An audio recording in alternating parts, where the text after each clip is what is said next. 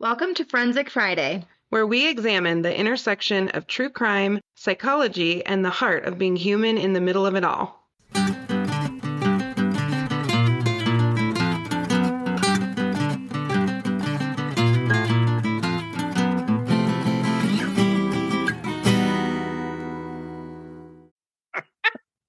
I just told Natalie that somebody hated someone else's guts, and I have not said that since I was, 12 years old? But it made us both And laugh. I almost spit my drink out. That's the truth. Well, we are ready to record, and it is 10 p.m. I feel like a lot of other funny things have happened, but we probably can't most share of which any we of them. can't say anything about. Nope. Yeah. No. We can't talk Sorry, about guys. most of it. Like literally 99.9% of it we can't talk Sometimes about. it be like that. In like multiple areas. Life's I'm a just little giving wild. a PSA announcement. Mm-hmm. One, I'm 38 tomorrow. Woo! 38. I won't get to see you till I was at this. Boo. I know. I was at the store earlier and they checked my ID and I was like, first of all, they go 88, like looking at me like this is a fake ID, literally. And I was like, yeah. I said, yeah, tomorrow's my birthday. Mm-hmm. I'm 38. And he was like, you don't look 38. And I was like, thank you. I know. Those are all the new bestie. Anytime that happens. Thank you. I know. Well, I also joke with all my millennial friends. We ate enough preservative foods that it preserved us. Mm-hmm. Like enough Lunchables and Gushers and all. Yeah. Yeah. All the preservatives preserved our skin. It wrecked our insides. Well, you gave me a heart attack earlier because you were talking about your birthday. And I'm like, I have an alarm set because when you have ADHD and you also care a lot about your people, you set giant alarms on your phone for these things. And it's written down in 2 different calendars. I love this. But it's important. I wouldn't want to miss your birthday. I also, life happens if you ever forgot mine. It's not that serious. But I don't want to forget yours. So I'm like, put it in my calendar and all the things. And then I'm like, did I just hang out with her all day today and miss her birthday? Because I would have been terrible. Also, I would not have cared because it's a Wednesday. And I know. When you're 38, like, who gives a shit? No, I told you. I celebrated for a solid month being 40. I really Oh, yeah. Well, that you have to. All the stops. I had 3 parties, I think. I had dinner at the Broadmoor. I mean, I had a big party at my house. You went big. Since then, who cares? 50? I'm going to Hawaii. I don't know. We're doing something great. I know. Every 10 years, we're going to celebrate me. But the rest of the time, I'm like, whatever. You know, it's like after you're 21, it is the decade birthdays because you celebrate like, yes. Well, you celebrate 18 because you're like literally by the state law an adult, but you're actually not because you're still an idiot. We're an idiot still. I am 42 years old and I have moments of just pure idiocy. Then 21, you can legally have a drink. 25, you can rent a car. Yes. And then after that, it's like, okay, 30, super fun. 30 is fun. My 30, I don't remember what I did. What did I do? Oh, I had a party at my parents'. Actually, it was really nice. I love that. It was great. I went to Steamboat for my 30th. And then after that, it's like decade birthdays are important. Mm-hmm. You know? Have I told you my 21st birthday story? Mm-mm. Well. Did you get into a fist fight? No.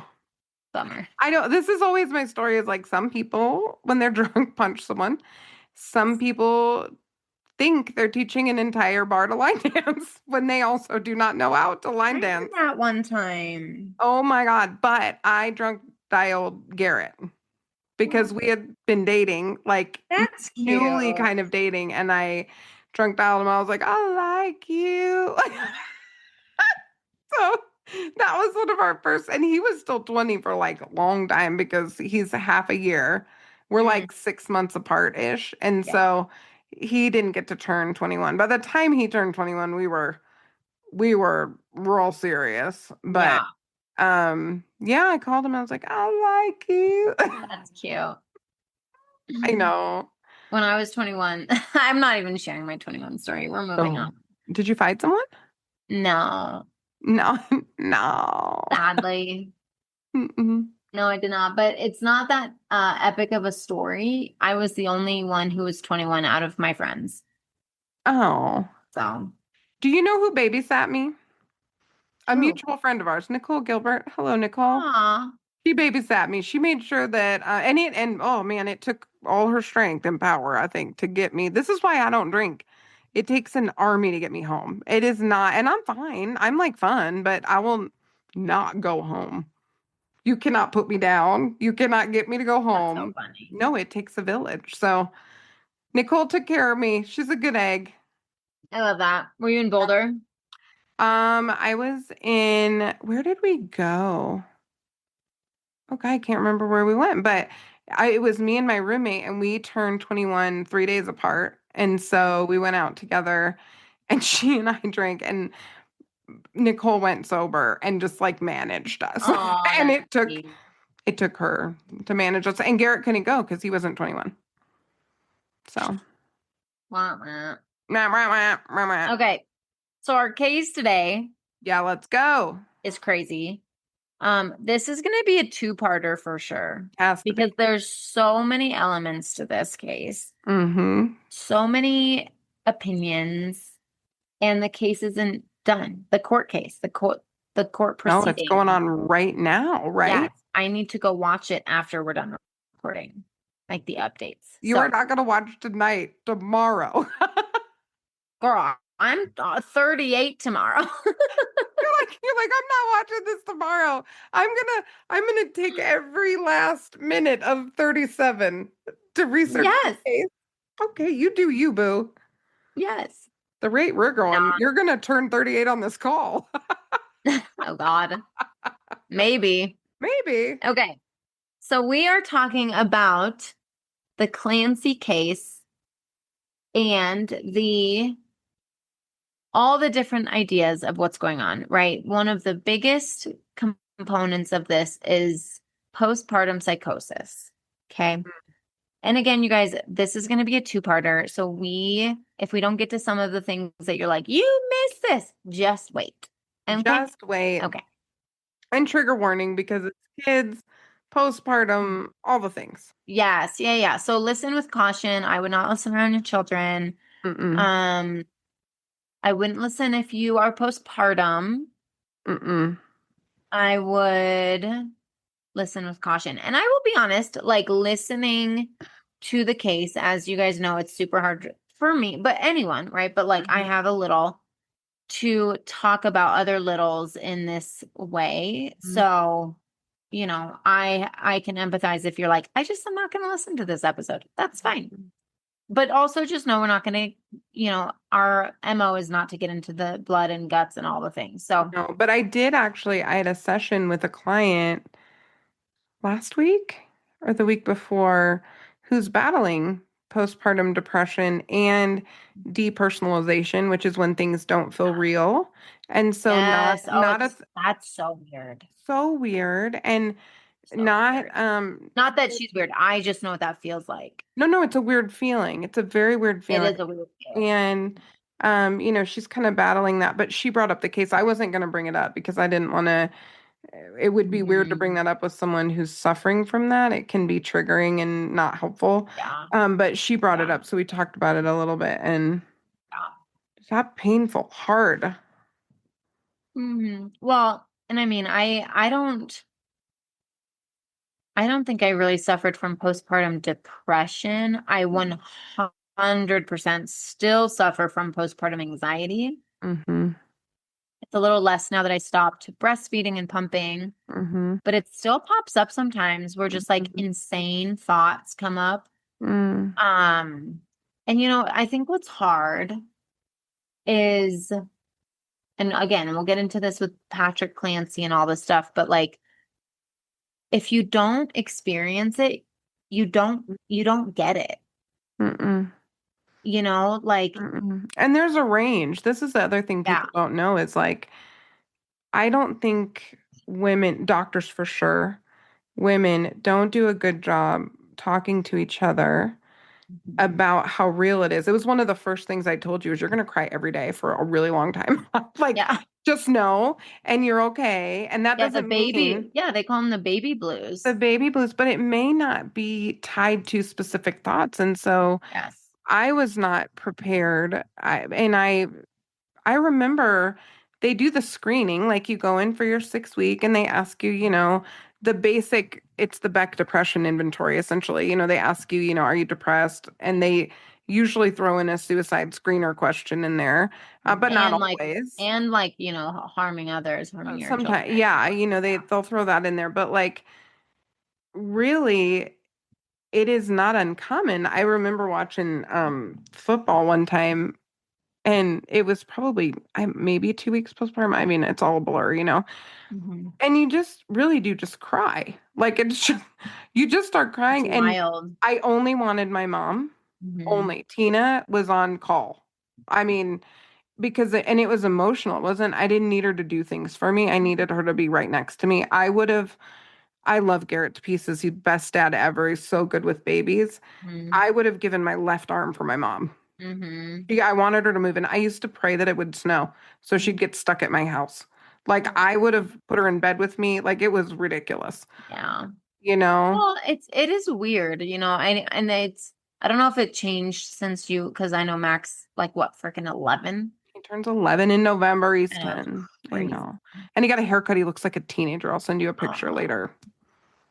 But I think, for when I brought Grace home, they actually come like 2 days later. They do a home visit and they do a whole Sure. screen. Was that part of your insurance? Because I don't think that's everyone, but I think insurance they do, depending. Kaiser Yeah, would I do like mean, home visits, and yeah, then I'd you know, Kaiser at the time, but yeah, Kaiser did that at the time because one of my friends, they did a home visit with her and like yeah. checked in on her breastfeeding and everything. And I was like, what the hell? I Oh just yeah, got they didn't do discharged with that. like a wing and a prayer. No, they didn't check on that stuff. They just asked, like, really just the depression questions. Mm-hmm. If you want to harm your baby or anybody else in your home. Preston made a really terrible joke, and she was like, but really, like, what's happening? And I was like, it's. Of course he did. Stan. It was basically, he made a joke that I was like harming him. And I'm like, That's like when my dad fell down on the stairs and he was like, oh, the frying pan. And they're like, I'm like, Dad, Mom could have been taken away in handcuffs. Seriously. I could have been committed to the mental health You could have been. hospital. So anyway, I would have busted you out there. Don't you worry. I was like, I want to harm him now that he made that joke. Anyway, 100%. Yeah. Call back in 10 minutes. No, I know. but it is crazy. Like there are thoughts that you never would imagine. Yes. Ever. Yeah. It's anxiety it's just different. Like it's like and the intrusive thoughts, everyone talks about intrusive thoughts. And like, before being pregnant and having a baby, everyone had, like, you get those, but it's like, they're not that, in my opinion, mine weren't that bad. Well, and they rarely stick. They're kind of in and Yes. out. Yeah. And then I had a baby and it was like, it was so bad, and you'd have to like check reality. And so it's just wild. You just don't get it until you experience it. And, I envy the women who don't really go through it. Because there are some women who just don't, and that's awesome. I think everyone does to a degree. This is my theory, and people don't talk about it. Yeah. But it's just ranges and a continuum with depression, anxiety, psychosis. It can show itself in different ways. Well, and I think people don't talk about it because part of the fear Yep. is, and I actually talked to someone about this relatively recently. Their family member, this was a long time ago, had shared with a nurse some of their intrusive thoughts, and they had to go through CPS. Yeah. And they got reported. And it's like, so it's, there's this fear to talk about it because you're scared of the repercussions. You're scared of getting in trouble for something you can't help. And it's like, you want help on it, but if you say anything about it, then you're going to CPS is going to be knocking on your door. Absolutely. Instead of resources that would be Yeah. helpful for a mom to get through that, right? Oh, yeah. So Mm-hmm. it's hard like this. And I Mm-hmm. understand why CPS gets involved. And I'm also like, but that's why women don't talk about it, because you're scared that you're going to be like committed, Mm-hmm. Yeah, and you that people know? are immediately gonna think, even if you say you're having depression, because our society has latched onto a few cases like this, and there are not a million cases of this. These are the most Mm-mm. extreme, but because society locked in on those, I think women are afraid that if they're honest about their depression, even just depression, without thought, scary thoughts like this, that people are going to think they're a risk to their children, even if they're Yes. not Yeah. having those thoughts. So, Yes. it's tough. We'll be right back. This episode is brought to you by Southeast Counseling Center. Southeast Counseling Center is a 501c3 nonprofit mental health provider right here in Parker, Colorado, conveniently located just off major highways. We serve the whole family, from play therapy for kids to couples and family therapy, trauma treatment, psychological testing, and specialized groups. Access matters. That's why Southeast Counseling Center accepts Medicaid, TriWest, and victim compensation, and also offers a community subsidy program to help people who fall in the gap between Medicaid and traditional insurance coverage. And because we're a nonprofit, every dollar donated by the community goes directly towards providing treatment services for people who need help. Prefer to meet at home? Telehealth is available statewide, so anyone in Colorado can access our services. To get started, call 720-842-5553 or fill out our secure web inquiry form at secounseling.org. Southeast Counseling Center, care that is accessible, compassionate, and rooted in the community. So on the evening of January 24th, 2023, Patrick Clancy called 911 from the front yard of his home in Massachusetts. Hmm. He had just come home from running errands, so he went to CVS and a nearby restaurant to pick up dinner. He found his wife on the ground outside, bleeding, and was badly injured. So, and again, we're not going to get into a lot of stuff, but she had essentially attempted suicide by Mhm. cutting herself in many places. And then also there's some other stuff that had happened. Anyway, Mm.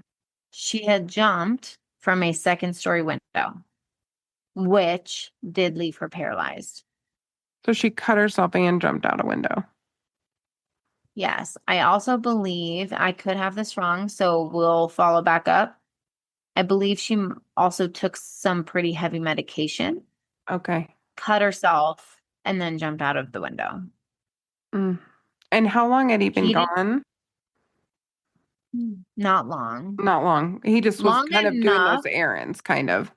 Yeah. So he like went to CVS, called her Mm-hmm. while he was out, asked about a generic brand of whatever he was looking for one of their kiddos, I think for their daughter.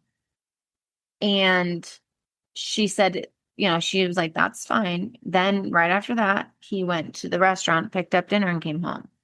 Hmm.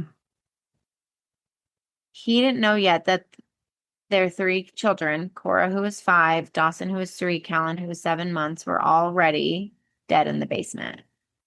Oh my God. I know. I literally cannot imagine this.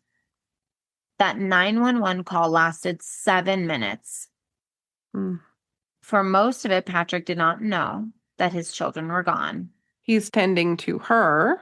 Yes. Well, so he walked into the home after running relatively shortish errands, and he said it was too quiet. He like called out for everyone. No one answered. He was like he said it was weird. So he checked the kids' rooms. They were not in there. Then he checked, I believe, his room and like their bathroom, see if they were taking baths. No one was in there. He then went in. Well, yeah. So he checked a bathroom, maybe not their bathroom. Checked Mhm. a bathroom. Then he went to his room. His door was locked. So he like obtained a whatever, I don't think it was a key necessarily, but you know how like some of those Uh-huh. little locks.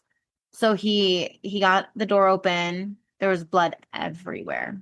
Like a hose had sprayed blood. Mm. Realized she was outside, so he went out there. Did and he called- see that like the window was open? Like he could, Yeah. okay. Yeah. Went out there, saw what was going on, called 911. Okay. Okay. So what was really hard, so this week, right? This week has been the trial. Mm. So this week, 3 years later, a jury in Plymouth County heard that call for the first time. I watched an interview by a like another crime, I don't know, professional, someone in that world. So this, I think she's a podcaster. Anyway, she partners with a reporter who goes to Mm. who goes to jury or not juries, I'm sorry, court cases and all of that and like watches the whole process and then reports it to her. So he was sharing about the call and he was like, I will never get the sounds that this man made out of his head ever. So he was, I mean, it was like this, it was so disturbing to everybody in the courtroom. So let's start with the facts that are not in dispute. Okay. Because in this case, almost nothing else is agreed upon but this part. Lindsay Clancy was a labor and delivery nurse at Massachusetts General Hospital. Wow. By January of 2023, she was 32 years old and a mother of 3, living with her husband. On January 24th, 2023, Lindsay strangled her 3 kids with exercise bands. Again, Cora, Dawson, and Callan. She then cut her own body in attempting suicide and jumped out of her window in attempt to really end her own life. Again, this left her paralyzed from the waist down. On the recording, you can hear him telling her to wake up.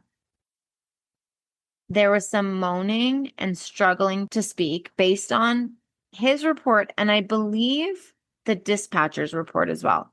Again, you guys, some of the stuff, like there's so many things coming in, but paramedics did arrive to tend to her. He stays on the line and goes looking for the kids. He finds them in the basement. The dispatcher keeps asking what happened. So he finds them in the basement. And this is the part when like the jury, everyone in the courtroom just like could not handle because of the sounds that he made when he saw his kids in the basement. He's moaning. He's not making a lot of sense. The dispatcher kept asking what happened, and he finally eventually says she killed the kids.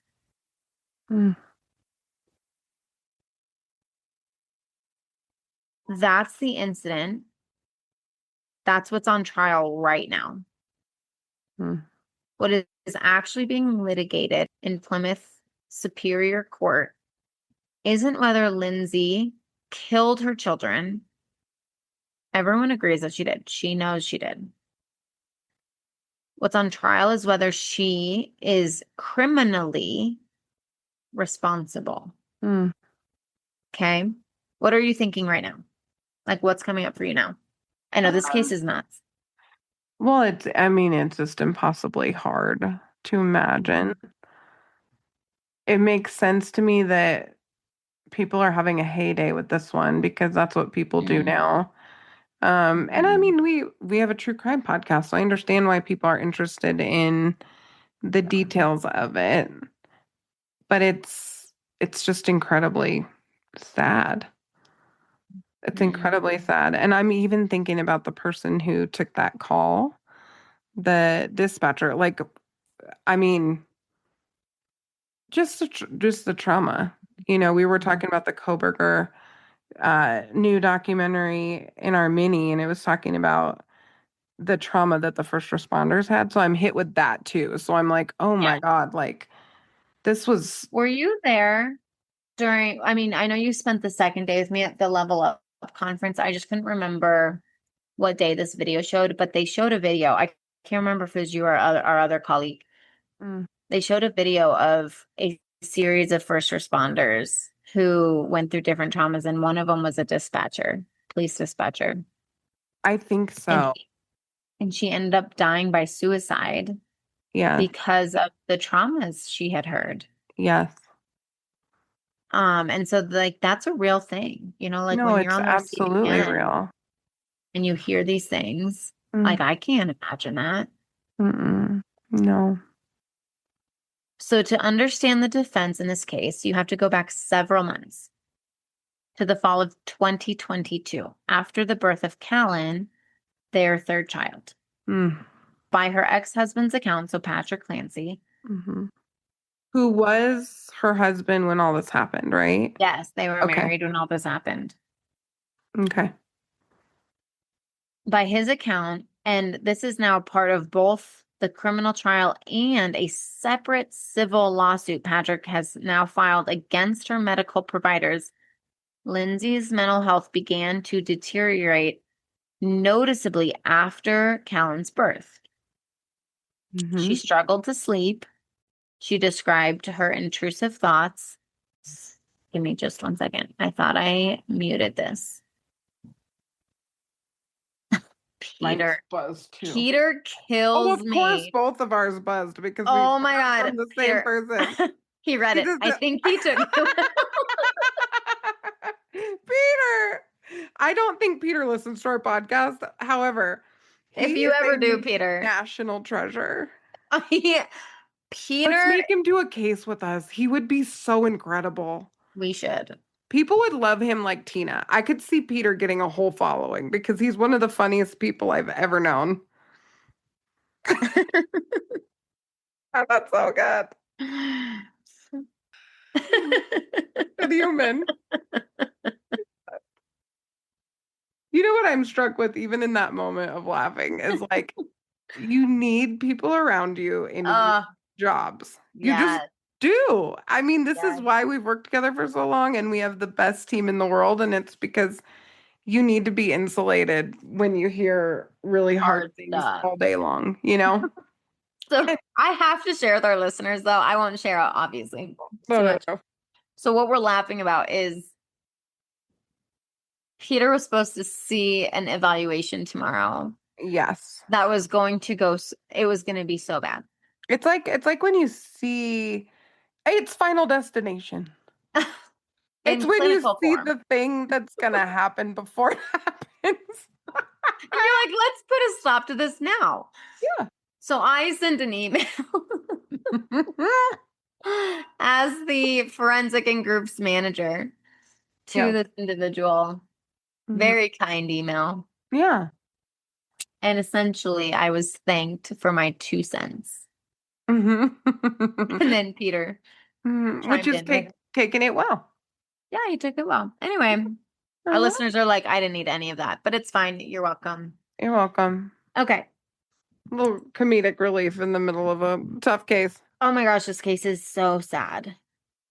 So as we were saying, Lindsay's mental health was really going downhill. She described intrusive thoughts. She told Patrick for the first time in their relationship that she was having suicidal thoughts.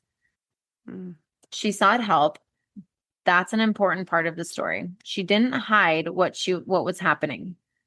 She did see a psychiatrist. She switched providers when she felt like the first one wasn't helping her. Also, when I was listening to the court case, she was recommended to switch because someone left the firm or office she was working or that she was going to. So she switched providers, but from what I recall, it was within the same practice. Okay. Because they kept saying like, well, was she shopping? Was she just trying to get a bunch of meds to feel better? She wasn't doing that. We'll be right back. If you work with court-ordered clients, you already know the system can be overwhelming. Documentation, coordination, compliance tracking, billing, on top of actually doing the therapy. That's why we want to tell you about Reliatrax, a one-stop platform built specifically for therapists working in the court-ordered space and voluntary treatment. Reliatrax helps you stay connected with probation and referral sources so everyone's on the same page and your clients get the best care possible without the endless emails, calls, and paperwork. And here's the exciting part. Reliatrax now offers Aura, their new AI assistant. Aura helps streamline documentation, keeps you organized, and supports your workflow so you can spend less time clicking boxes and more time doing clinical work. Reliatrax also supports insurance billing, including Medicaid, making it easier to serve both court-ordered and voluntary clients all in one system. No juggling platforms and no workarounds. And the other amazing thing is you have an actual team of people who can support you, not some automated system. If you're looking for a smarter, more efficient way to manage compliance, communication, and care, Reliatrax was built for this. Check out Reliatrax and see how it can support you, your clients, and the systems you work in without burning you out. You can go to www.reliatrax.com to get started. No, and actually one of the things I did dig into for part 2, just so that I can have an intelligent opinion about it, was the meds, the trajectory of the meds, and why I actually have a theory on why what happened because of the meds. So I'll bring that. Yeah. So she did check herself into a day program at Women's and Children's Hospital. She was hospitalized more than once in months before the killings for ongoing suicidal ideation.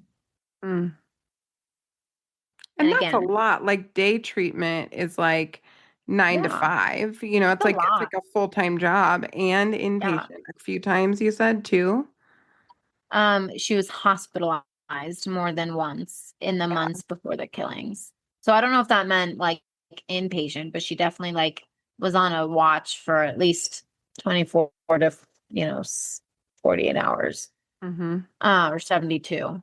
But again, she was prescribed quite a few medications. Okay. And I will say, like, I'm not saying the doctors were negligent. I'm not saying she was negligent. It was a really chaotic storm. Okay. So the medications, this part of the case, I think deserves real clinical attention, which you just brought up. Like you have some theories. I do. Because the numbers alone are insane. Okay. According to a Boston Globe review of court records, in the 4 months leading up to the death of her children, Lindsay Clancy was prescribed 13 different psychiatric medications by, again, multiple providers, psychiatrists, NPs, nurse practitioners, emergency department doctors, staff at an inpatient psychiatric program. Now, I want to be precise here because 13 medications can sound more dramatic than it necessarily is in practice. Okay. Court filings make it clear these weren't all taken at the same time. Right. Not like he was like, here's things and shifting and Correct. Yes. So some were prescribed, tried very briefly. She discontinued using them. Others replaced earlier prescriptions that weren't working or were causing some of the really severe side effects. Medication changes are common in psychiatric care. Here's what I'm going to say. This is, I can't remember what video it was, but I feel like in a TED Talk a while back, like years back, we watched. Oh, it's Daniel Amen. I was going to say, this is Dr. Amen. I used to watch this like every month. So it's like a lot of times psychiatrists, and I'm not dogging psychiatrists. I respect them, respect doctors. And sometimes when we don't do thorough evaluations, and I actually watched some of Dr. Amen's commentary on this case. Oh, that'd be interesting. He talks about it. Yep. So But he'll say, like, it's like, it's like throwing spaghetti at a wall and seeing what sticks. Yeah. And I think And we they're don't have a good way to find the right medication either. Like you no can do genetic testing to see what might work well for someone, although for your insurance body. insurance typically doesn't pay for that, you Yeah. know. A brain scan may or may not be helpful in that, depending on if there's some Yeah. kind of an organic thing going on. Yeah. It's just, it is Yeah. tricky, but that's always stuck with me from his Yeah. work as well. It's like psychiatry is the only field that doesn't look at the organ that they're treating. Yes. They just Like throw spaghetti setting at the a wall, bone without an x-ray. Like that literally. is kind of what it's like, you Yeah. know? Yes. So again, right? Every, medications change commonly. Every client and patient responds differently, and providers often have to, reconsider. So here's the timeline as presented by the defense in opening statements. Okay, so September 15, 2022. So, like I was saying, right, medication changes are common in psychiatric care. Every patient responds differently. So, we have a list, and I just sent it to you because you are a little bit more informed than I am on some of these medications. But here is a list and a timeline of the medications she was taking. Mm-hmm. So September 15th, 2022, she was prescribed 25 milligrams of sertraline. And sertraline's kind of your garden variety SSRI. And it's a pretty like reasonable starting point, Mhm. right? Like that's what a lot of physicians would do if somebody's coming in with kind of mild to moderate symptoms. It's like a relatively safe starting point. I will say though, they're extraordinarily hard to taper off of. They're not a good hot and cold med at all. Yes. So October 20th to 21st, she was prescribed lorazepam, which is Ativan, along with Mhm. Benadryl for sleep, and her Zoloft dose was increased from 25 to 50 milligrams. So they're Mhm. increasing the SSRI and they're adding benzodiazepine, which are fast-acting anxiety relief, right? And then the Mhm. Benadryl was to sleep. And because it's over 2 days, I wonder if that might have been in a hospital setting. October Mhm. 26th, 2022, hydroxyzine is added. What's interesting about this, and I'm not a physician, so apologies, you may know a lot more about this than I do, but I am a licensed addiction counselor. And so the question I have is if you throw in hydroxyzine, it might have been because they were trying to not give her so much of the benzos. Because hydroxyzine is not a benzo and they use it to treat anxiety, but it's kind of like a Benadryl. Then November 16th, 2022, we're adding trazodone, which makes me think the sleep was an increasing issue. Like you mentioned, she wasn't sleeping well. No one sleeps well after a baby, but this is sounding pretty intense. Up Yeah. to 150 milligrams. I mean, I got a pretty quick metabolism for medicine. My whole family Mhm. does. 50 milligrams of trazodone will knock me right on my butt and I will wake up with a headache. I mean, it's not even like it's not a good med for me how bad I felt in the morning. 150 milligrams is a lot of trazodone. It just is. So she was suffering, like she could not sleep. Yeah. Late November 2022, Prozac, which is a different SSRI than Zoloft, but same class of drug, was added by a different nurse practitioner, Julie Paul, as Lindsay Clancy switched providers, hoping to work with more of a perinatal specialist. Mhm. Okay.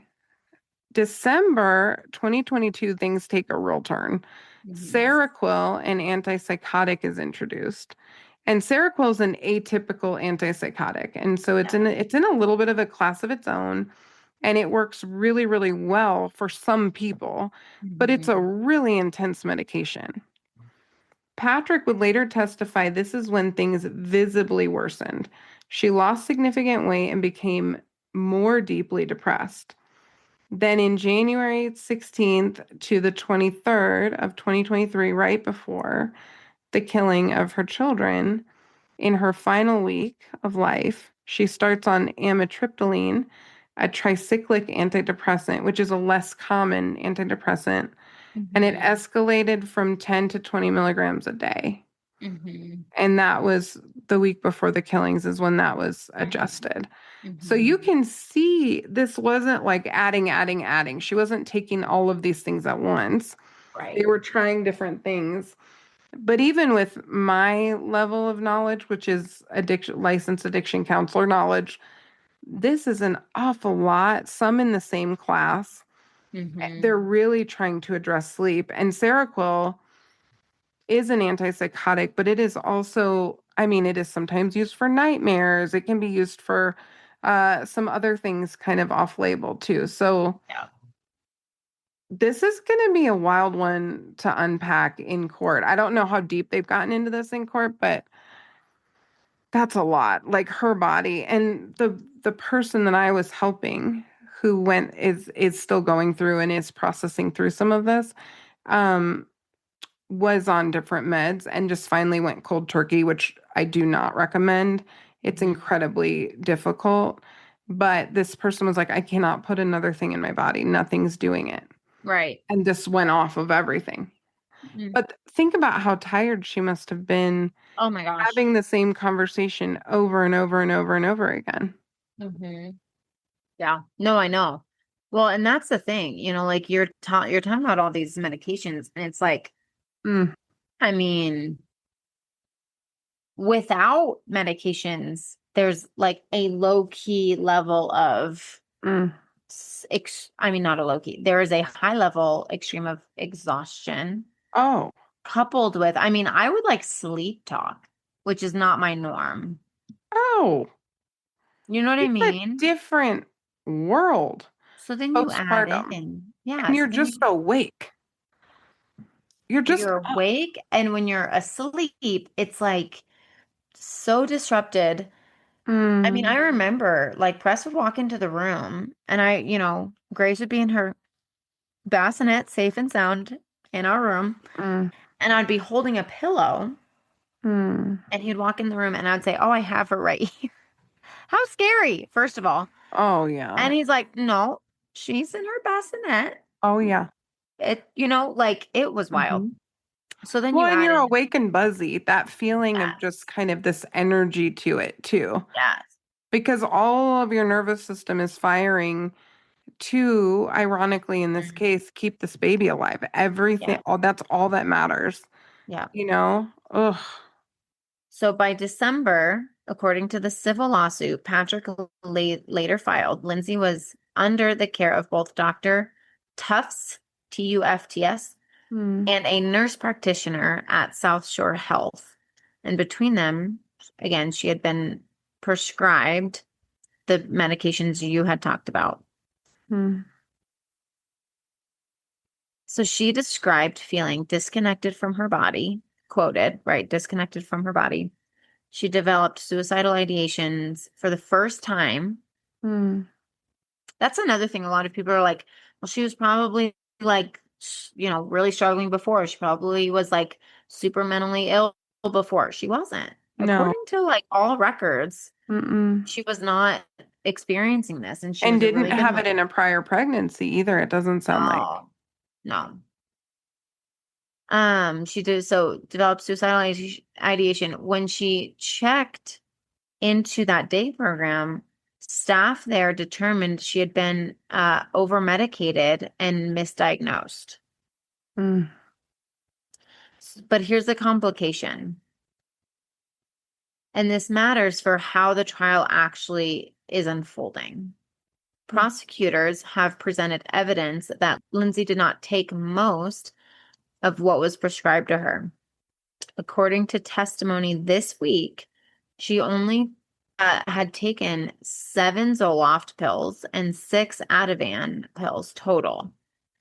So Patrick testified he wasn't tracking her intake closely and acknowledged it's possible that not a lot of her medications were actually being taken. He testified that. Did anyone else testify to that? I do not believe so because I remember watching this part of the trial when they were talking to him about her medications, and and this is probably going to be in part 2. Mm-hmm. I'm going to just say, when I tore my ACL, my second ACL, when I was 30 something, however old I was, 36, 35, I went to Summit County because my dad, it wasn't a busy season for him, and he was able to help me manage my medication. I didn't necessarily need him to do that, but it was helpful because I was in pain. I also had that weird side effect with the burning sensation. Right? Like he helped wake me up when I needed to take my medications. That was from an ACL surgery. I didn't No. technically And your need help. husband too, by the way, I saw you Yes. after that surgery, not right after, but I don't know, a couple days after. It was pretty soon after. I know. Because you I came went to our down to a staff party. I mean, you were hilarious, but Preston was taking great care of you. He was paying attention. And I literally remember him being like, hey, it's time for your next pill in like an hour. Like he was actually tracking he's into it, on it. even at a party with people, like where you were with your friends. He was keeping track of it. And the only reason I didn't stay home is because he had to keep food on the table and lights on in our place and go to work during the day, right? So that's the only reason I went to the mountains. Oh, no, totally. But I mean, I literally saw you in a social setting with your husband, let alone your dad, who was tracking your stuff. 100%. And that's for an ACL surgery. Yes. Okay. I could have managed that myself as an adult woman. I'm thankful that I have a husband I know who is so loving and caring, and a dad who is also like, hey, Preston's gotta work. Let me help, Oh, and Garrett babies me. Like I'm a tough cookie, but he treats me like an absolute queen. Like he keeps track of everything. This Lindsay needed Yeah. someone to literally help her track into her medications. She was not okay. No, and she was being honest about the fact that she was not okay over and over and over. Yes.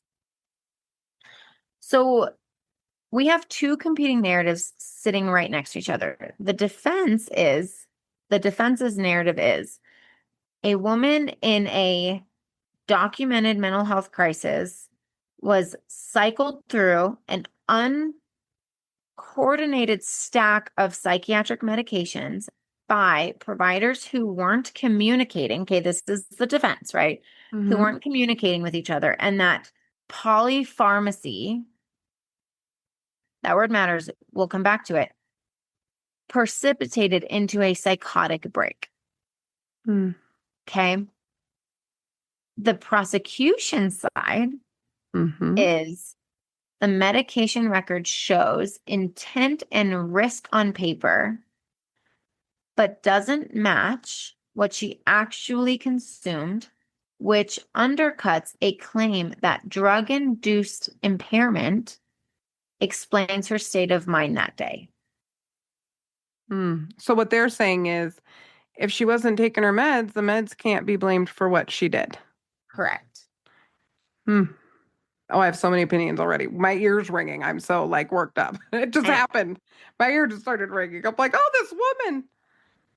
So eventually, after her arrest, Lindsay was diagnosed with severe postpartum bipolar disorder. Yep.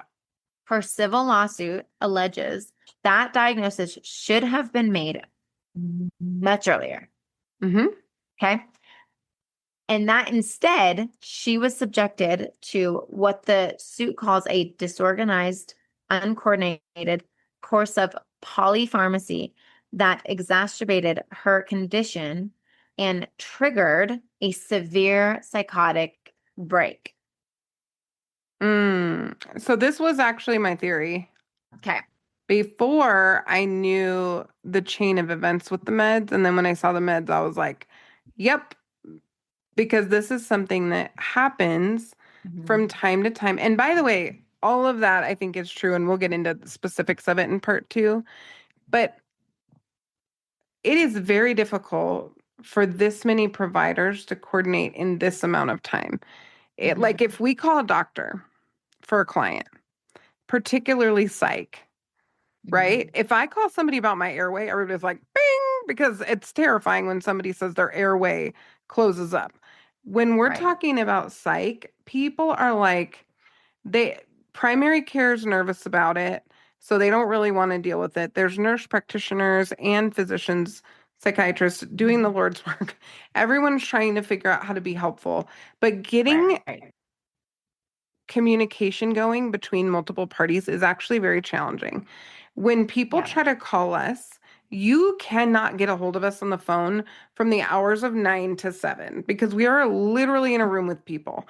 And if we have the audacity to pee in between sessions, that would be the time that you would get. So I know, I take the audacity. I do that. You do that. You're better than me. I'm better than I used to be, but I still, whatever.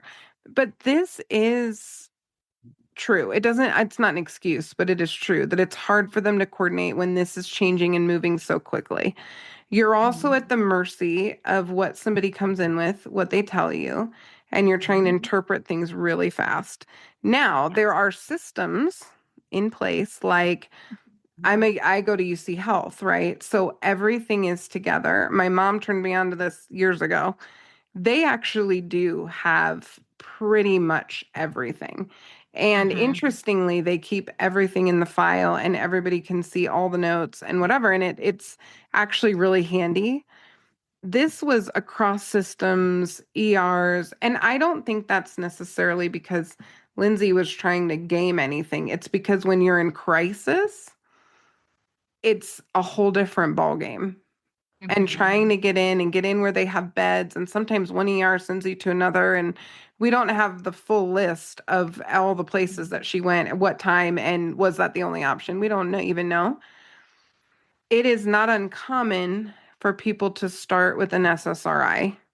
Right. When somebody is experiencing depression. So a doctor, particularly if it was like an OB, I don't know if it was a psychiatrist or her OB, they're thinking the most common thing is depression and or anxiety. And an SSRI is kind of a first line of defense for that, whether we like it or not, right? Yeah. Yeah. The problem, though, is if you put an SSRI on top of a manic episode. So here you have this woman who's not sleeping. Is she not sleeping because she just had a baby, or is she not sleeping because she's going into a manic episode or hypomanic? If you put an SSRI on top of that, it can put them into full-blown mania, right? And so what do we see next? Benzos. And we can't sleep. So then we're trying to treat it with sleep meds. Oh, then we're depressed. So we're adding more SSRIs, Prozac. Yeah. Let's throw Prozac on top of it, on top of the Zoloft, right? Yeah. By the time they realize that she's experiencing psychosis, which can be a symptom of mania and bipolar, they throw some Seroquel on that to hopefully treat the psychosis and probably some of the sleep stuff. Her body's been through the ringer. So in that respect, that chain of meds explains landing in a manic state if you have bipolar, for sure. I've seen that clinically before. Like this line I've seen.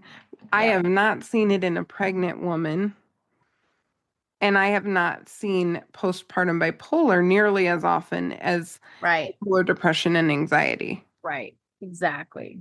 But this is literally like a greased wheel of chaos with the medication and what she was feeling. It's really heartbreaking actually as a therapist because I'm just seeing at each of these intervention points, she was miserable at every part of this. Every part of this, she was miserable. Every part. So in this next part, we're going to talk about the voice.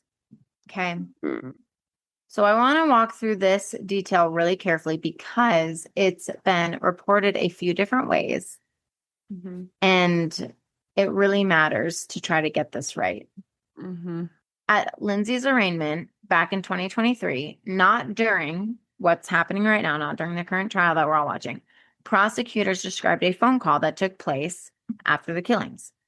Hmm. A call where Patrick, he was on the phone with a psychologist who had been brought in on her defense. According to prosecutors, according to that call, Lindsay said she'd heard a man's voice. It told her that if she didn't act now, she'd lose her chance. That's distinct from the 911 call itself. On the actual 911 recording, the one played in court that week, Lindsay doesn't mention any voice.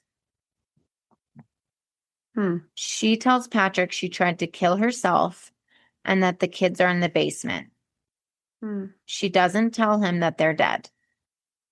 The quote-unquote voice account comes from that separate phone call described by prosecutors at arraignment.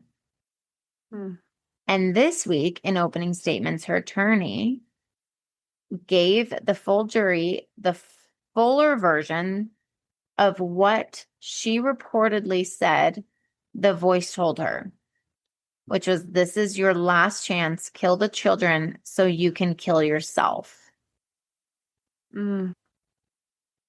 That's now the emotional and legal center of the defense case.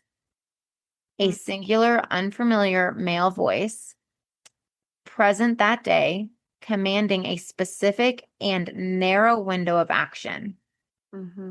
If you're familiar with clinical speech literature on postpartum psychosis, that kind of command, hallucination, specific, directive, and urgent, is a recognized feature. Yeah, it is. Right? It's a recognized feature of psychosis anyway, but yes. Yes. Exactly. It's also forensically incredibly hard to verify after the fact. Well, yeah, you can't, because I could tell you right now, the voice made me punch Gare in the face or whatever. I'm not saying that's She what did not happened. punch him. I think this woman, Yes. no, I would never. But no, I think that this woman's documented Yes. mental health struggles would support that significantly. Yes. But yes, it would be almost impossible to prove what was going on in somebody's mind. You can't, Right. you really can't prove it. No. Well, exactly. There's no way to confirm an auditory hallucination. Right. A jury has to weigh it entirely through the credibility of everyone reporting it and the surrounding clinical picture, which is really hard. Although in this case, I would say clearer than most, to be frank. Yeah. You know what I mean? Like, I can see somewhere it might feel a little different, but a labor and delivery nurse landing here. Yeah. Also, I've I know. treated Labor and delivery nurse. My labor and delivery nurses were literally my saving graces. They were amazing. Walking angels. I don't even understand. I need to find mine. No.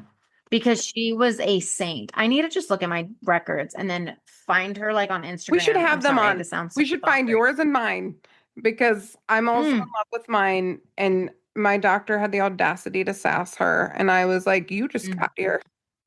And I looked at my nurse. I was like, "Can you catch a baby?" And she was like, "I probably could, honey, but we're not going to do that today." And I'm like, "I think we are. I think she just got uninvited." Like, they are the best. The best. And they're literally amazing. When I look at some of the nurses I've treated over the years, it is not uncommon for labor and delivery nurses, people who work in pediatrics, that kind of stuff, to have worse postpartum because of some of the things that they've seen and experienced at the bedside. Right. So some of that trauma can get really, really murky. And so I wonder if that was at play here at all too. Maybe. you know?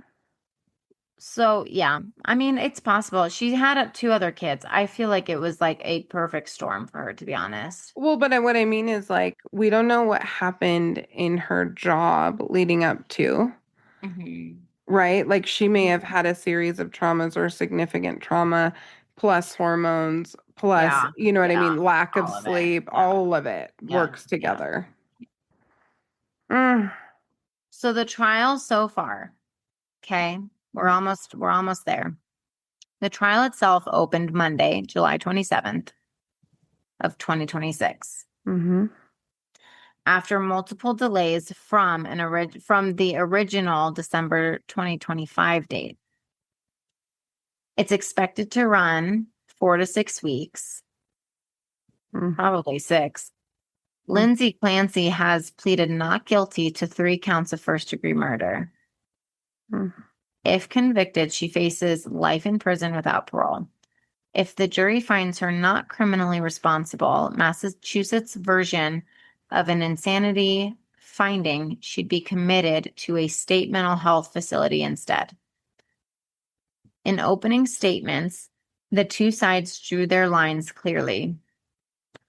The defense attorney told the jury Lindsay had postpartum psychosis and bipolar disorder, and that the antidepressants prescribed after Callan's birth worsened her condition rather than helped it. He said, quote, "She loved those children right up to the time of their death." He also framed the case more broadly, telling jurors this is about, quote, women's health and postpartum psychosis. Quote, praise, like thank you, and criticizing the Plymouth DA's office for pursuing murder charges at all. The prosecutor pushed back hard on that framing. Her opening line, it's interesting that she's a female. Her opening line was very blunt. This, quote, "This was not a woman in the throes of psychosis." She told the jury, "People with mental illness commit crimes every day and are responsible for them." She also was explicit. She did not want the jury to think of this as a statement on the mental health system. This is not a public debate about women's mental health. This is a quote by her. "This is not a public debate on women's mental health and how the medical system treats women. This case is about the defendant, Lindsay Clancy."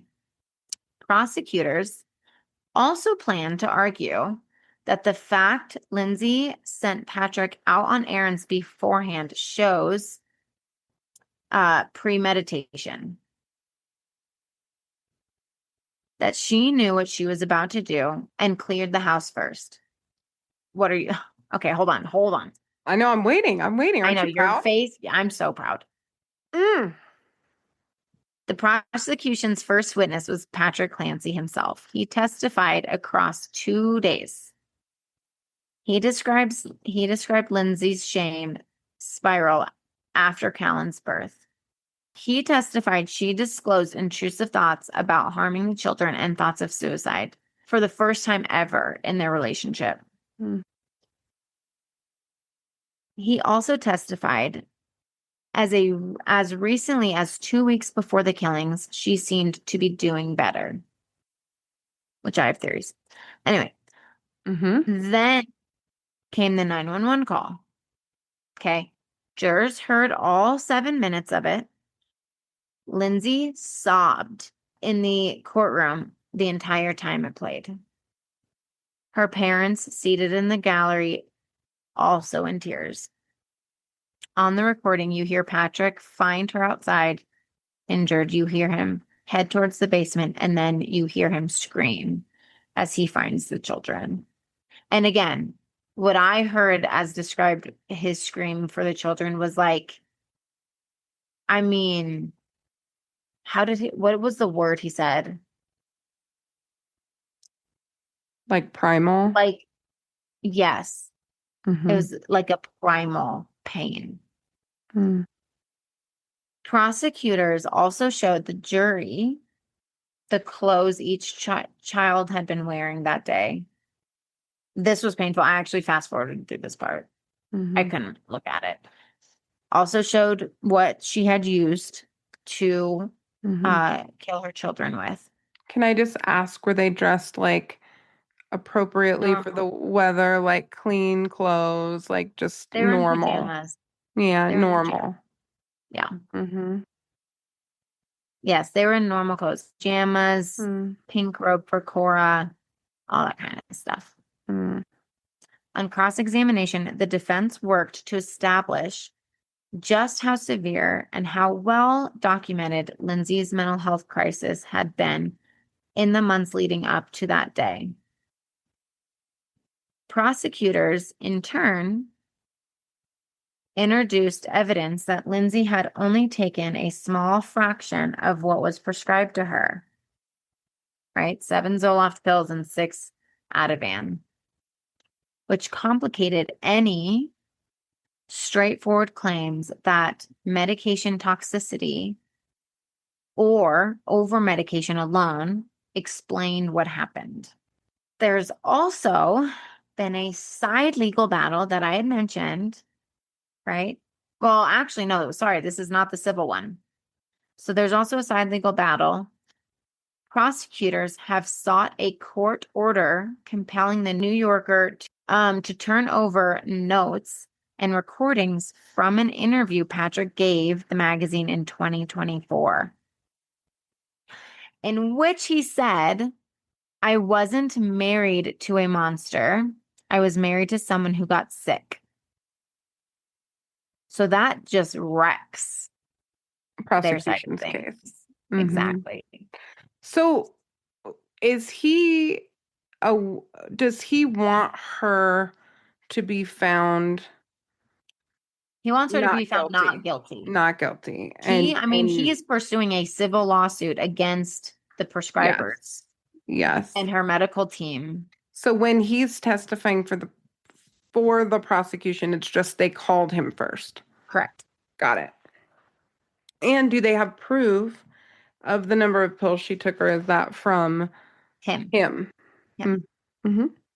Him, and based on what they What they counted, found. yes, versus what was prescribed. And the defense had introduced a digital forensic affidavit disputing the dates and times of certain searches prosecutors say Lindsay conducted before the killings, echoing some of the digital evidence disputes we saw in Karen Reed's case. I was just thinking that. The how long to die in snow. Literally. Yeah. What was she Googling? What was she searching? It doesn't say. I could not find that. But part 2 is coming because this case is not done. So this is a lot in one night. We both need to go to bed. And still unfolding, It's still unfolding. So we will have a part 2. Yes, we will have a part 2 on this, my friends. This is wild. It's a wild case. We are going to get more into more discussion around psychosis, mental health, all that. I know we've already talked a lot about it. But just the significance of diagnosing and medications, a little bit more so into that. And then, what we continue to find out and what continues to unfold. So, do something good for you guys. This is a heavy case. I know everyone's watching the trial. I shouldn't say everyone, but a lot of people are watching the trial. And so yeah, take care of yourself. And these are important, really important questions. This is such a sad case. I'm thankful you're listening to us, and I hope that you send us messages and stuff, but this is a really important case. I think as therapists, we're in a unique position. I mean, I saw someone with schizoaffective today who was having active hallucinations. So I think it's just really important, that people understand this is not extreme to have a command hallucination necessarily, but they certainly can be, and it can happen quickly. And so, Yeah. I'm thankful that we get to talk about it from a place of knowing a little bit. And it's a good reminder to kind of go slow with assumptions as the information is coming out.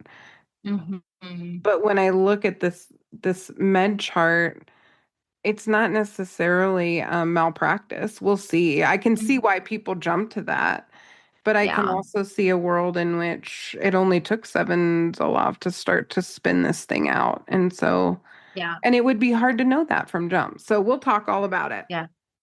Yeah. And some of the things that we do, because there are some things we do clinically to assess this on the front end. That is, Mm-hmm. there are ways that clinicians assess in some ways better because we get in there from Yeah. 8 different angles faster. Yeah. Yeah. And that's not a criticism. Psychiatrists are way more intelligent than me in so many ways, but clinicians are really trained to look at broad Yes.